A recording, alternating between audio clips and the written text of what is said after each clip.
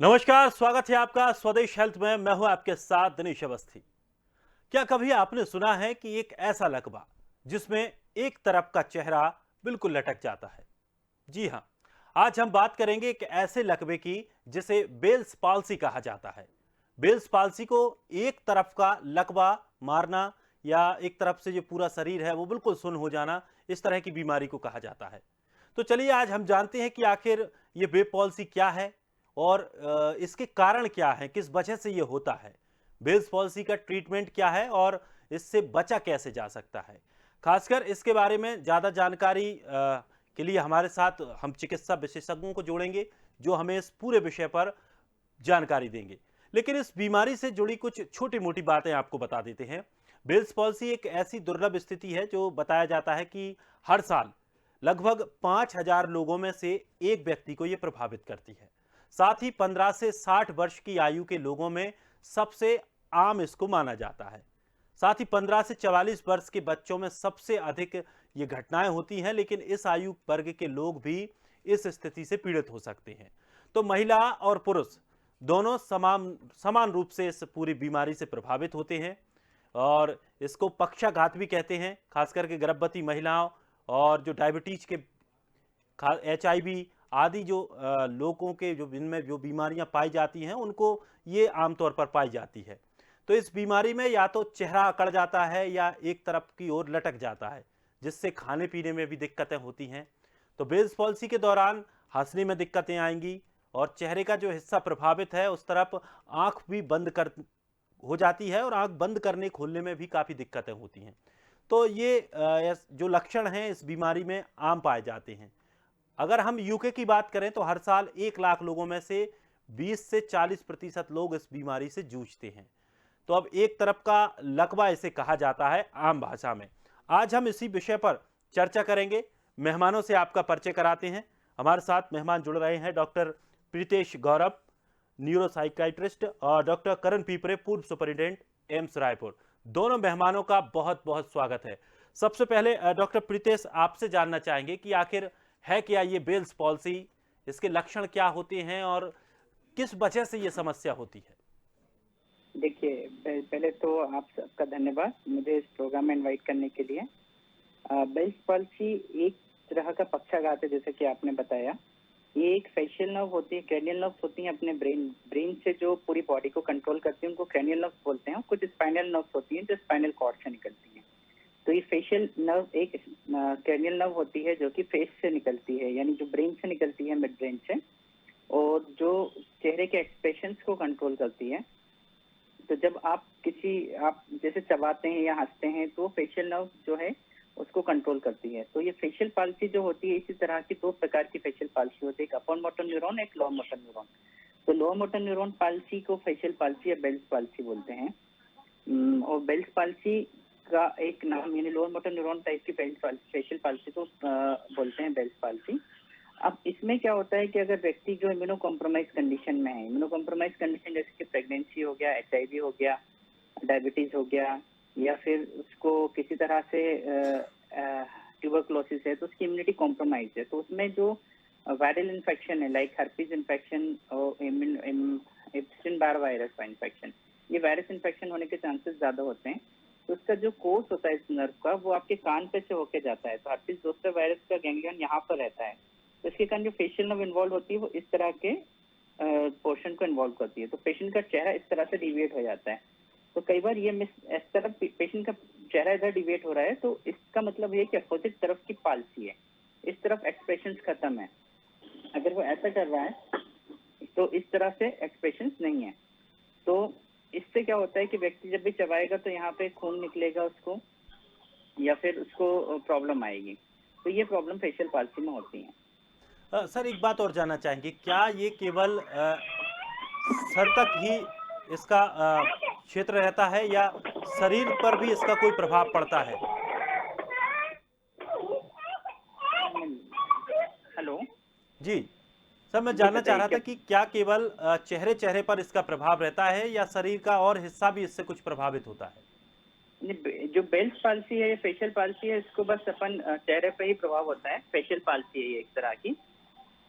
इसलिए इसका प्रभाव अकेला इस पे होता है। कुछ जो फेशियल नर्व के अलावा दूसरी नर्व्स होती हैं, क्रेनियल नर्व, उसमें बहुत सारे एक्सप्रेशंस या फिर दूसरे एरिया इन्वॉल्व होते हैं चेहरे के। जैसे ऑडिटरी नर्व होती है, क्रेनियल नर्व होती है, उससे सुनने की क्षमता पे फर्क पड़ता है। और ये फेशियल नर्व से अकेले फेशियल एक्सप्रेशन और फेशियल मूवमेंट्स ही प्रभावित होते हैं। तो क्या मौसम को लेकर के भी इसे माना जा सकता है, चूंकि सर्दियों का मौसम अभी चल रहा है, तो क्या ठंडी में ये ज्यादा प्रभावकारी रहेगा? जी, जी, ठंड में ज़्यादा वो रहता है। ठंड में क्या होता है कि इसके पक्षाघात होने के चांसेस बहुत ज़्यादा बढ़ जाते हैं। कई बार जैसे मैंने बताया कि शुगर पेशेंट हैं या फिर जिन पेशेंट को प्रीवियस हिस्ट्री रही है लकवा की, तो उनकी जो ब्लड वेसल्स हैं उसमें एथेरोस्क्लेरोसिस हो जाती है। जैसे ब्लड वेसल्स उनकी कॉन्ट्रैक्ट हो जाती हैं। तो ठंड में ब्लड वेसल्स की एक टेंडेंसी होती है कॉन्ट्रैक्ट होने की, तो वो कॉन्ट्रैक्ट हो जाती हैं। तो ये प्रॉब्लम ज़्यादातर पेशेंट्स में देखी गई है। अगर अगर ये शिकायत किसी को होती है, अगर इस तरह से कोई शिकार है, तो किस तरह से इसको सही किया जाता है? क्या दवाइयों के जरिए इसको सही किया जाएगा, या किसी तरह का कोई और ऐसा ट्रीटमेंट हो, कोई ऐसा योग आसन हो, या किसी तरह की कोई थेरेपी हो जिससे इसको सही किया जा सके? हाँ, इसको ठीक करने के लिए सबसे पहले इम्यूनो सप्रेसेंट ड्रग्स देते हैं, स्टेरॉइड्स का यूज किया जाता है। और इनिशियल अगर 5 to 7 डेज में अपने स्टेरॉइड्स की प्रॉपर डोजेस दे दी 10 mg पर केजी बॉडी वेट के हिसाब से, तो ये इसकी रिकवरी 100% हो जाती है। लेकिन इसमें ध्यान रखना पड़ता है कि अगर patient already immuno compromise condition में है, लाइक शुगर का पेशेंट है या फिर प्रेगनेंसी है या फिर HIV का पेशेंट है, तो उसमें स्टेरॉइड का यूज नहीं किया जाता है। तो उसमें एंटीवायरल ड्रग्स का यूज किया जाता है। हर्पीस वायरस के लिए कुछ एंटीवायरल ड्रग्स हैं जिनको एसाइक्लोविर या जेंसिक्लोविर बोलते हैं। इन ड्रग्स का यूजेस किया जाता है। 7 to 8 डेज का कोर्स होता है अलॉन्ग विद स्टेरॉइड। और इसके साथ में कुछ मल्टीविटामिन विटामिन B12 की डिफिशियंसी से भी ऐसा होता है, तो B12 के इंजेक्शन भी दिए जाते हैं। अगर स्टेरॉइड्स के कोर्स के बाद भी पेशेंट को कंप्लेन है और चेहरा वैसा हो रहा है, तो साइमल्टेनियसली या फिजियोथेरेपी साथ में स्टार्ट कराएं तो उसके बेटर रिजल्ट हैं।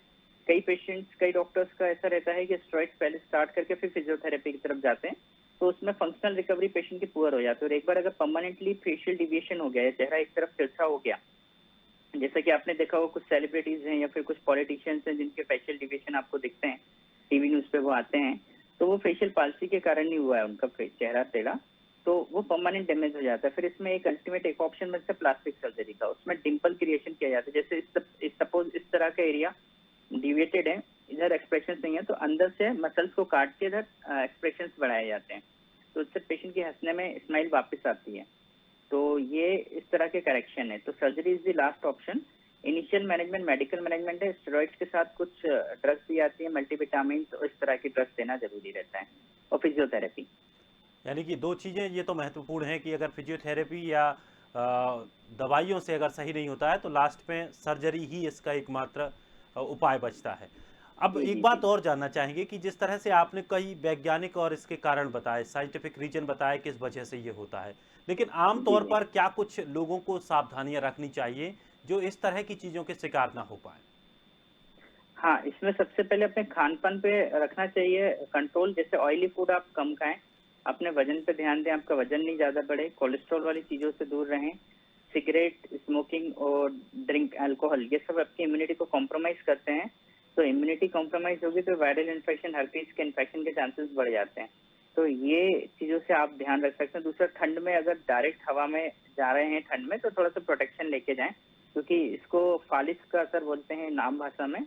और ज्यादातर लोगों का जो पुराने लोग बोलते हैं कि ठंड से असर, हवा बैठ गई, ठंड भर गई, तो उसका थोड़ा सा रिजल्ट तो है कि आप ठंड से थोड़ा सा अपने आप को बचाव करें ठंड के सीजन में, क्योंकि आपकी ब्लड वेसल्स जो है वो संकुचित होती हैं ठंड में, और इसके होने के चांसेस बढ़ जाते हैं।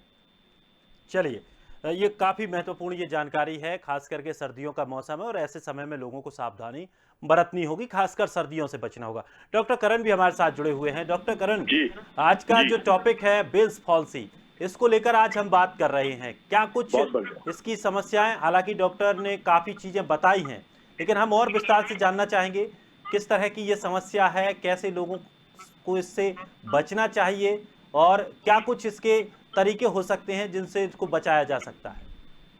बहुत अच्छी चर्चा की जा रही है। इस मौसम में ठंड के दिनों में अधिकांश देखा गया है कि जिसको अभी डॉक्टर गौतम ने ही बताया कि जो पुराने बुजुर्ग लोग बोलते हैं, इस प्रकार से जो पक्षाघात होता है, यूनिलैटरल होता है ये फेस का, जिसको बेल्स पाल्सी बोलते हैं।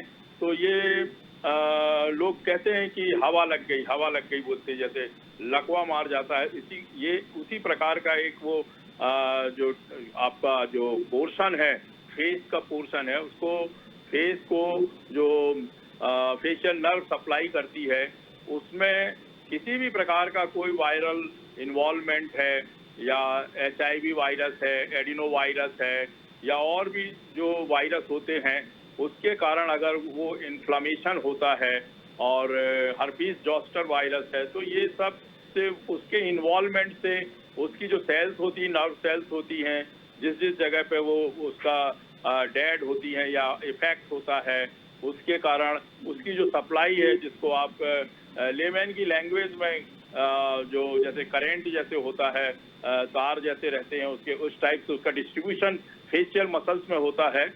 और जो फेस की मसल्स हैं, जो आपके मैस्टिकेशन और स्माइल और एक्सप्रेशन और साथ में जो आई मसल्स हैं या आई बॉल है, उसमें भी अगर मोटर न्यूरॉन का सप्लाई है तो वो भी इफेक्ट होता है। और कान में भी उसकी सप्लाई होती है तो कान में या तो शून्य हो जाएगा या पेन भी होता है उससे। और भी बहुत से जो इन्फेक्शन होते हैं या फिर कोल्ड के कारण जो आघात होता है, जिसे पक्षाघात कहते हैं फेशियल, और हवा लग जाना बोलते हैं, टेढ़ा हो जाता है मुंह, और मसल्स जो होती हैं फेस की, स्किन और मसल्स, वो कमजोर हो जाती हैं, उसमें जो वीकनेस आती है उसके कारण जो फेस है और ड्रूपिंग ऑफ आईलिड है वो होता है। साथ में आंख में जो टीयर्स वगैरह या जो सिक्रीशंस होते हैं उसमें भी प्रभाव होता है। और यदि हर्पीस जॉस्टर का इन्फेक्शन है तो उसमें ड्राइनेस भी होती है और सूखने लगती है आंख, तो उसमें दवा भी डालना पड़ता है ताकि लुब्रिकेशन बना रहे, नहीं तो जो कॉर्निया होती है, कंजंक्टिवा होती है, ये खराब हो जाती है सूखने के कारण। तो इसको मेंटेन करने के लिए ये भी किया जाता है। और ये लगभग ये देखने में आया है, मुझे एहसास है, हमारे हॉस्पिटल में भी आया करते थे लोग, और ये अधिकांश हमने देखा है कि ये ठंड के दिनों में लोगों को होती है। और ये टेम्पररी वीकनेस है, परमानेंट इसमें नहीं होता है। और धीरे धीरे लगभग, जैसे डॉक्टर साहब ने ट्रीटमेंट भी बताया, बहुत अच्छा ट्रीटमेंट बताया उन्होंने, कॉर्टिकोस्टेरॉइड है और एंटीवायरल ड्रग्स हैं। अगर कोई इन्फेक्शन है कान का, नाक का या फेस के उसमें और भी जो एरिए होते हैं, उसका एंटीबायोटिक का अगर रोल है तो उसको एंटीबायोटिक भी देते हैं। मसाज करते हैं उसमें मस्कुलर, गालों का और गर्दन का और फेस का, फिजियोथेरेपी जिसको बोलते हैं वो करते हैं। और जैसा उन्होंने बताया कि अगर मान लो उसके बाद भी ड्रूपिंग है, पैरालिसिस है, वीकनेस है, तो सर्जिकल ट्रीटमेंट भी किया जाता है और विटामिन की दवाइयाँ दी जाती है, न्यूरोबियन, ऑप्टिनिरम, बी कॉम्प्लेक्स वगैरह। और ये सब सपोर्ट करने के कारण वो रिकवरी और रिवर्सिबिलिटी जो है इसकी 100% भी हो जाती है। और 6 महीने में तो बिल्कुल आपका जो चेहरा है बिल्कुल नॉर्मल उसमें आ जाता है, स्माइल, एक्सप्रेशंस भी आते हैं, बात करने में आपको जो डिफेक्ट पहले जो अटैक आया उसका, बेल्स पाल्सी का, उस समय से काफी सुधार हो जाता है। तो इसमें किसी प्रकार से ये नहीं है कि अगर एक बार हो गया है तो वो ठीक नहीं होगा। तत्काल न्यूरोसर्जन, न्यूरोफिजिशियन और MD मेडिसिन, इवन MBBS के जो चिकित्सक होते हैं, क्योंकि ये पढ़ाया जाता है, इसका अनुभव होता है, वार्ड में इसके केसेस दिखाए जाते हैं, सभी लोग इसका ज्ञानार्जन करते हैं और ये मैनेजेबल है और बिल्कुल अच्छा हो जाता है। तो लगभग 10 से लेकर 60 साल के व्यक्तियों में इस प्रकार का जो बेल्स पाल्सी है ये प्रभाव देखा गया है। और इन्फेक्शन और कोल्ड का जो आघात होता है उसके कारण होता है और ये बिल्कुल रिवर्सिबल है। सर, अगर इसमें एक बात और जानना चाहेंगे यहाँ पे, और मुझे लगता है कि दर्शकों के मन में भी ये शंका होगी, बताइए। जो पूरी तरह से जिसको कहा जाता है ये पैरालाइसिस अटैक आ गया, लकवा आ गया, लकवा और बेल्स पॉल्सी में कितना कुछ अंतर है? लकवा एक ऐसा शब्द है जिसको अंग्रेजी में हम लोग पैरालिसिस भी कहते हैं, पैरालिसिस। इसमें बहुत ज्यादा जो आघात होता है या डैमेज होता है, जो प्रभाव होता है, वो लकवा में होता क्या है कि आधा अंग या जिसको बोलते हैं एक हाथ, जो भी इफेक्ट हुआ है नर्व के कारण, जो डिस्ट्रीब्यूशन होता है या ब्रेन में जो डैमेज होता है जिस एरिया का, जैसे राइट साइड में अगर किसी प्रकार का कोई डैमेज हुआ है, हेमरेज हो गया है या इन्फॉक्शन हो गया है या किसी प्रकार का कोई और ब्लीडिंग वगैरह हो गई है या चोट लग गई है, तो वो जो एरिया होता है ब्रेन में, जैसे फ्रंटल लोब में या टेम्पोरल लोब में या ऑक्सीपिटल लोब में, तो यहाँ ये आपके बॉडी के जितने भी फंक्शंस हैं उसको करने के केंद्र बिंदु होते हैं। वो जो टिश्यू होते हैं नर्व्स के, वो उसके रेस्पॉन्सिबल होते हैं। यदि सिर के बल अगर आप पीछे के साइड से गिरते हैं तो ऑक्सीपिटल लोब होता है, वहां अगर ब्लीडिंग हो गई है या चोट लग गई है, ब्रेन का जो पार्ट है वो डैमेज हो गया है, तो सामने के तक के जो नर्व फाइबर्स आते हैं आंख में, उसको डिस्ट्रीब्यूशन जो होता है उसका, तो ब्लाइंडनेस भी हो जाता है। या कोई टेम्पोरल लोब से रिलेटेड है, मेमोरी वाला एरिया है, लर्निंग वाला है, वॉकिंग वाला है, थिंकिंग वाला, ये सबके केंद्र बिंदु बनाए गए हैं। ईश्वर ने इस प्रकार से आपके ब्रेन में रखा है, और उस जगह पे अगर कोई डैमेज होगा तो उसी प्रकार का प्रभाव दिखेगा। और आपका जो प्रश्न है लकवा हमारे जो जनरल लेमैन की लैंग्वेज में बोलते हैं, जो आधा अंग पैरालिसिस हो जाता है उसको लकवा बोलते हैं। या मांसपेशियों का जो एरिया होता है जो आपका, उसमें वीकनेस आ जाने से वो काम नहीं करता, चाहे वो सिर की तरफ का हो, स्माइल नहीं होगा, खाने में दिक्कत जाएगी, जीभ का पावर कम हो जाएगा, मांसपेशियों का और मूवमेंट्स का, अपर लिम्ब, लोअर लिम्ब, ये सब डैमेज होने के कारण ही होता है। और वहां जैसे किसी ने विद्युत की लाइन को कट कर दिया हो और उसका प्रभाव अंधेरा वाला आपके शरीर में दिखता है। और जो बेल्स पाल्सी है, इसको हम लकवा तो नहीं, लेकिन ये टेम्पररी वीकनेस होती है, थोड़े दिनों की रहती है, और इसमें किसी इतना ज्यादा डैमेज नहीं हो पाता जिसके कारण कि वो वैसा ही बना रहे, कंटिन्यू चेहरे की जो एक साइड का है वो लटका रहे, या ड्रूपिंग बोलते हैं उसको, वो टेढ़ापन जो रहता है वो अपने आप बॉडी और डॉक्टर के दवाइयों के कारण और फिजियोथेरेपी के कारण वो फिर से लगभग 6 महीने में वापस हो जाता है, नॉर्मल हो जाता है, तो वो उतना ज्यादा शून्य नहीं हो पाता है। ये बहुत बड़ा डिफरेंस है बेल्स पाल्सी और लकवा में। चलिए, ये एक बड़ा सवाल भी था मन में, और मुझे लगता है दर्शक भी ये जानने की चाह रख रहे होंगे कि आखिर इन दोनों में अंतर क्या है। डॉक्टर गौतम, एक बात और जानना चाहेंगे, सर्दियों का मौसम है, चूंकि आपने कहा कि सर्दियों में हवा से बचना इसके लिए बेहद जरूरी है। अगर आप ठंडी हवाओं से बच सकते हैं तो आप इस तरह की बीमारियों से बच सकते हैं। कानों को कितना इसमें योगदान है? अगर हम कानों को नहीं ढके हैं, सर्दियों के मौसम में बाहर कहीं घूमने जा रहे हैं, तो क्या कान के जरिए भी ठंडी हवा हमारे अंदर जा सकती है और ये इस तरह की स्थिति पैदा हो सकती है?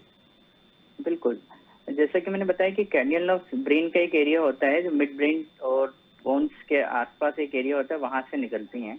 उनका जो कोर्स होता है या जो इनका जो डायरेक्शन होता है वो कान के थ्रू भी आपके चेहरे की मसल्स को सप्लाई करता है। तो जो उनके गैंग्लियंस होते हैं नर्व्स के गैंग्लियन यानी नर्व्स के जो गुच्छे होते हैं, तो ये हर्पीज वायरस की एक टेंडेंसी होती है कि उन गुच्छों पे अटैक करता है। तो जो गुच्छा है नर्व्स का वो कान के पास होता है, जिसको गैंग्लियन बोलते हैं। तो हर्पीज का इन्फेक्शन वहां पे रहता है और आगे चल के वो हर्पीज जोस्टर का रूप ले लेता है, क्रोनिक हो जाता है। तो अगर कान के पास में इन्फेक्शन होने के चांसेस हैं वायरस के, तो ठंडी हवा उसको ज्यादा पनपने के चांसेस बढ़ जाते हैं, मल्टीप्लिकेशन के चांसेस बढ़ जाते हैं वायरस के कोल्ड एनवायरनमेंट में। तो इसलिए ठंड से अपन बोलते हैं कि कैप लगाएं ठंड में या फिर टोपा लगा के निकलें बाहर। तो इसलिए बोलते हैं क्योंकि आप ठंड से कान को बचाएंगे तो बहुत सारे इन्फेक्शन, कान के भी वायरल इन्फेक्शन से बचेंगे। दूसरा, जो कान के आसपास जो आर्टरीज होती हैं वो टर्मिनल आर्टरीज होती हैं। आपने देखा होगा कि नाक की जो टिप होती है या कान हो गए या फिर आपके हाथ हो गए, यहाँ पे आपको ठंड ज्यादा लगती है क्योंकि यहाँ पे बीच में कैपिलरीज नहीं होती हैं। ब्लड डायरेक्ट एक आर्टरी से दूसरी वेन में जाता है, एक कनेक्शन होता है। तो यहाँ पे ठंड बहुत ज्यादा लगती है, इसलिए ठंड में दस्ताने और पाँव में सॉक्स और कान में अपन टोपा या फिर कैप लगा के निकलते हैं। तो ये सब चीजें इसलिए होती हैं क्योंकि यहाँ पे ठंड के लिए बहुत सेंसिटिव एरियाज होते हैं, और जो ठंड के लिए सेंसिटिव एरिया है वहाँ से वायरस के इन्फेक्शन होने की या मल्टीप्लिकेशन के चांसेस बढ़ सकते हैं। उम्र ये जरूरी को है कि उम्र को लेकर के इसमें किस तरह की भ्रांतियां चल रही हैं? क्या ये बच्चों को होता है या 40 से ऊपर के जो व्यक्ति हैं उनको ये होती है बीमारी, या ये किसी भी उम्र में हो सकती है? नहीं, ये बच्चों में तो बहुत कम देखी गई है। ये जैसे कि सर ने बताया है कि ये 10 साल से ऊपर या फिर 18 साल से ऊपर बच्चे के एज ग्रुप से 60-70 ईयर्स तक हो सकती है। और इसमें मेनली जो फर्क है, अगर वायरल इन्फेक्शन है तो ये इम्यूनो कॉम्प्रोमाइज इंडिविजुअल में ज्यादा होती है। इम्यूनिटी किसी भी कम कारण से कम हो तो हो सकता है। दूसरा, कई बार इडियोपैथिक भी होता है विदाउट एनी रीजन। कभी भी कई पेशेंट्स मैंने देखे जिनका एमआरआई भी अपन ने कराया और उस जंक्शन पे कराया जहाँ से ये नर्व निकलती है, वहाँ पे कोई कंप्रेशन नहीं देखा गया, फिर भी उनको हो गया। तो कई बार इसके रीजन अननोन भी होते हैं। और ये एक तरह की पैरासिस है, और पैरासिस मीन्स होता है कि वीकनेस है बट परमानेंटली डैमेज नहीं करेगी, जैसे कि सर ने बताया। और पैरालिसिस जो होती है परमानेंट डैमेज होता है। तो paresis is a good thing but paralysis is not a good thing. तो अगर पैरासिस है तो उसको अपन ठीक कर सकते हैं, और वो सर ने जैसे कि बताया कि 6 महीने के उसमें टाइम पीरियड में ठीक हो जाती है। बिल्कुल, और ये एक अच्छी बात है कि इसमें ये स्थायी बीमारी नहीं है। इसका अगर सही जी तरीके जी से सही समय पर उसका उपचार किया जाता है तो ये सही हो सकता है। डॉक्टर करण, बिल्कुल। हम एक बात और जानना चाहेंगे, क्या खान-पान जी से को लेकर के भी इस पर कोई प्रभाव पड़ता है, या इस तरह की जो समस्याएं हैं वो लोगों में आती हैं? बहुत प्रभाव पड़ता है खान पान से रिलेटेड। शरीर में जो खाने की या प्रोटीन ले लें उसकी कमी के कारण, या आयरन की कमी के कारण, या विटामिन की कमी के कारण, मिनरल्स की कमी के कारण आपका टोटल इफेक्ट आपकी एंडोक्राइन्स, आपके ब्रेन, आपके लिवर, आपका ब्लड, हीमोग्लोबिन, बोन्स, ऑर्गन्स जितने हैं सब में इसका इफेक्ट पड़ता है। नॉर्मल रिक्वायरमेंट जो आपके डाइट में रहना चाहिए प्रतिदिन के भोजन के, वो आपको लेना ही पड़ेगा। वो हाइपो नहीं होना चाहिए किसी भी चीज का। हाइपो विटामिनोसिस, हाइपो प्रोटीनीमिया और एनीमिया, ये सब नहीं होना चाहिए आपको। नहीं तो आपकी बॉडी का जितने भी जो दूसरे ऑर्गन्स हैं वो डैमेज होते हैं, वो सेल्स उसकी भूखी रह जाती हैं, वो बीमार हो जाती हैं, वो एंडोक्राइन्स हैं, वो नर्वस टिश्यूज हैं, वो कार्डियक टिश्यूज हैं, वो बोन के टिश्यूज हैं, वो लिवर के टिश्यूज हैं। ये सब प्रकार के टिश्यूज को हेल्दी रखने के लिए आपका खान पान में आयरन की मात्रा, प्रोटीन, विटामिन की मात्रा भरपूर रहना चाहिए। इसके अधिकता से भी इतना ज्यादा नुकसान नहीं है, बॉडी एडजस्ट कर लेती है। लेकिन कमी के कारण इन सब जो मिनरल्स और एसेंशियल अमाइनो एसिड्स हैं, प्रोटीन, विटामिन, फैट, ये आपको आपके बॉडी के वेट के और एज के हिसाब से हमेशा पर्याप्त और प्रचुर मात्रा में लेना ही चाहिए, ताकि आपकी बॉडी का इम्यून सिस्टम मजबूत रहे। जैसा डॉक्टर साहब गौतम साहब ने बताया कि आपको इम्यूनो कॉम्प्रोमाइज पेशेंट होते हैं, उसमें वायरल हर्पीज जोस्टर वायरस है, HIV वायरस वगैरह हैं, और दूसरे वायरस है। इवन अपन कोरोना की बातें भी करते हैं। तो इसके भी कारण ये हो सकता है, क्योंकि नर्व्स और ब्लड वेसल्स अगर डैमेज होंगी तो वो उसका फंक्शन डैमेज होगा, कमजोर हो जाएगा, कम हो जाएगा, इफेक्ट आपका दिखने लगेगा, चाहे वो गाल का या एक तरफ के फेस का टेढ़ापन हो, चाहे आवाज का हो, या और मस्कुलर वीकनेस का हो, नर्वस सिस्टम के वीकनेस का हो, लार गिरने लगती है एक साइड से, आंखों की जो रोशनी है वो कम हो जाती है ड्राइनेस होने के कारण। तो ये सब चीज का प्रभाव पड़ता है। आपको नॉर्मल डाइट लेना पड़ेगा और प्रचुर मात्रा में इन सब चीजों को आवश्यकता के अनुसार लेना पड़ेगा। कमी होती है तो आपको चिकित्सक के पास जाना पड़ेगा। निरोगी काया सबसे बड़ी माया। आपका शरीर स्वस्थ रहना ही हर प्रकार की बीमारी को रोकता है। बिल्कुल, और स्वदेश न्यूज इसी की पहल कर रहा है कि आपको अगर किसी भी तरह की कोई समस्या है, बीमारियां हैं, और इन समस्याओं से अगर आप जूझ रहे हैं तो आप हमारा कार्यक्रम अगर नियमित देखते हैं तो आपको विशेषज्ञों द्वारा बड़ी ही महत्वपूर्ण जानकारियां मिल जाती हैं, और यही हमारा उद्देश्य है कि सभी लोग सुखी रहें, स्वस्थ रहें। बहुत बहुत शुक्रिया आप दोनों मेहमानों का, इतना कीमती वक्त निकालकर हमारे साथ जुड़े और इतनी महत्वपूर्ण जानकारियां आपने हम लोगों को दी। तो जिस तरह से आज बेल्स पॉलिसी को लेकर के हम बात कर रहे थे, एक अस्थायी लकवा है, सही समय पर इसका सही इलाज किया जाता है, सही तरीके से इसका ट्रीटमेंट किया जाए और जिस तरह की जो इसमें थेरेपी वगैरह बहुत सारी चीज़ें हैं जो आप अगर चिकित्सक के पास समय पर पहुंचेंगे तो आपको वो बताएंगे और अगर आप उस चीज़ को फॉलो करते हैं तो इसको कम से कम समय पर बहुत अच्छे तरीके से सही किया जा सकता है। फिलहाल इस खास कार्यक्रम में आज इतना ही। ताजा तरीन खबरों के लिए आप बने रहिए स्वदेश के साथ। सबसे पहले देश।